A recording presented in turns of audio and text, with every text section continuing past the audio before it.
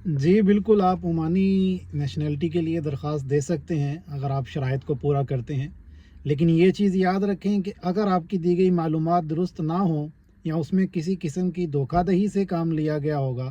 تو اس کی سزا 3 سال قید اور 5,000 سے 10,000 عمانی ریال جرمانہ ہو سکتا ہے۔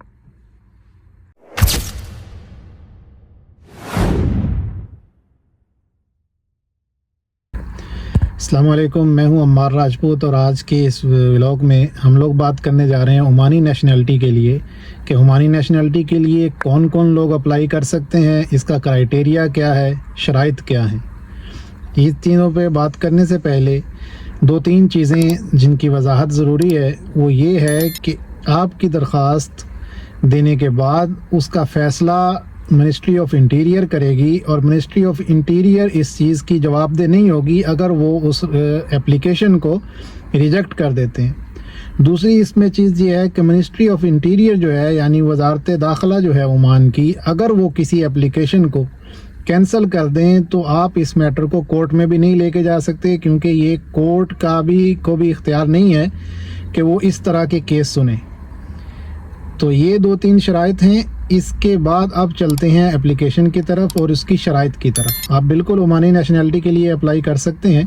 اس کے لیے کچھ کرائٹیریا ہے۔ اور سب سے پہلے اگر اس کی فیس کی بات کر لی جائے تو عمانی نیشنلٹی کے لیے جو آپ درخواست دیں گے اس کی فیس 600 عمانی ریال ہے، اور یہ درخواست آپ وزارت داخلہ میں یعنی منسٹری آف انٹیریئر میں جمع کروائیں گے۔ اور یہ 600 عمانی ریال جو فیس ہے یہ ناقابل واپسی ہے، یعنی اگر آپ کی درخواست قبول ہو جاتی ہے تو ٹھیک ہے، اگر نہیں ہوتی، ریجیکٹ ہو جاتی ہے، تو یہ جو فیس ہے آپ نے پے کی 600 عمانی ریال، یہ ناقابل واپسی ہوگی، یہ چیز ہوگی۔ اب اگر اس کے کرائٹیریا کی طرف جائیں تو جو اس کا کرائٹیریا آیا ہے وہ یہ ہے کہ آپ نے عمان کے اندر کم از کم 15 سال مستقل رہائش رکھی ہو، 15 سال کا عرصہ۔ اب اس میں ایک رعایت یہ دی گئی ہے جو کہ بہت اچھی چیز ہے کہ اگر ایک سال میں آپ 90 دن کے لیے عمان سے باہر جاتے ہیں تو اس سے آپ کی اس 15 سال کی جو کرائٹیریا ہے، شرط ہے، اس کو نقصان نہیں ہوگا۔ یعنی اگر آپ ایک سال میں 90 دن کے لیے عمان کنٹری سے باہر ہیں تو یہ ایسا ہی کنسیڈر ہوگا، ایسا ہی سمجھا جائے گا کہ آپ عمان کے اندر ہی ہیں۔ 90 دن سے زیادہ نہیں ہونا چاہیے اس چیز کا کرائٹیریا۔ تو اس طرح آپ نے 15 سال جو ہیں وہ مکمل کیے ہوں عمان میں تو آپ اس کے لیے اپلائی کر سکتے ہیں۔ پہلی شرط یہ ہے۔ دوسری شرط یہ ہے کہ آپ کی عربی جو ہے وہ لکھنے اور پڑھنے میں فلوئنٹ ہونی چاہیے، یعنی کسی بھی لینگویج کے سٹینڈرڈ ہوتے ہیں نا جی، اس کا بیسک ہے، پھر فلوئنٹ ہے، ایڈوانس ہے، پروفیشنل ہے۔ تو جو فلوئنٹ ہے یعنی روانی کے ساتھ آپ عربی بول سکتے ہوں اور عربی لکھ سکتے ہوں، یہ دوسرا کرائٹیریا ہے۔ تیسرا کرائٹیریا ہے کہ آپ کا کوئی مجرمانہ ریکارڈ نہیں ہونا چاہیے۔ ایسا بھی نہیں ہونا چاہیے کہ جو بعد میں بحال ہو گیا، یعنی ایسا ہوتا ہے نا کہ ایک شخص پہ الزام لگتا ہے اور وہ بعد میں اس سے بری ہو جاتا ہے، اس طرح کا بھی کوئی ریکارڈ نہیں ہونا چاہیے۔ کوئی ایسا الزام، کوئی ریکارڈ آپ کا کرمینل یا کسی جھگڑے کا یا ایسی کسی بھی چیز کا جو ہے وہ نہیں ہونا چاہیے۔ اس کے بعد جو کرائٹیریا اگلا کرائٹیریا اس میں ہے وہ اس میں یہ کرائٹیریا ہے کہ آپ کو کوئی بھی ایسی بیماری نہیں ہونی چاہیے، کوئی وائرس ایسا نہیں ہونا چاہیے جو لسٹ میں مینشن کیا گیا ہے منسٹری آف انٹیریئر کی طرف سے، جو لسٹ جاری کی گئی ہے ان امراض میں جس میں کوئی سیریس مرض ہے، وہ آپ کو جو ہے نا جی نہیں ہونا چاہیے۔ یہ آپ کا کرائٹیریا ہے۔ اور اس میں ایک چیز اور بات آ جاتی ہے کہ پہلی نیشنلٹی جو آپ کی ہے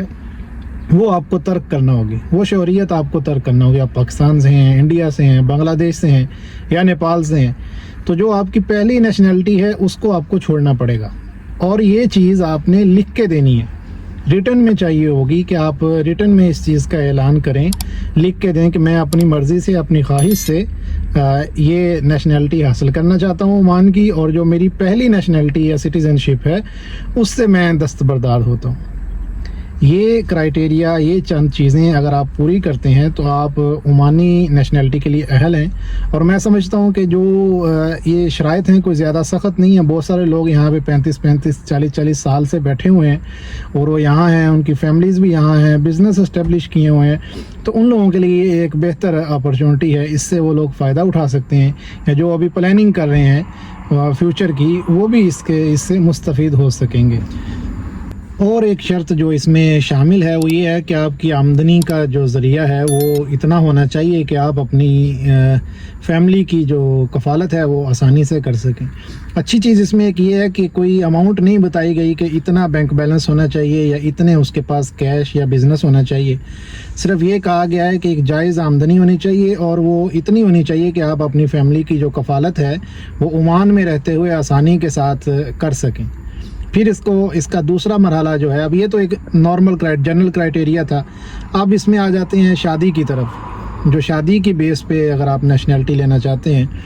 تو اس میں 2-3 چیزیں آ جاتی ہیں۔ پہلی چیز اس میں جو ہے وہ یہ ہے کہ جی آپ کا جو عمانی اگر شوہر ہے اس نے کسی غیر ملکی سے شادی کی ہے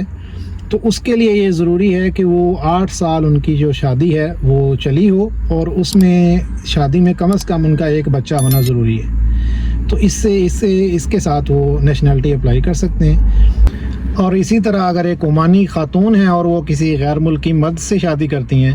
تو ان کے لیے شرط یہ ہے کہ وہ کم از کم 10 سال جو ہے نا اس کا شوہر وہ عمان میں رہا ہو مستقل،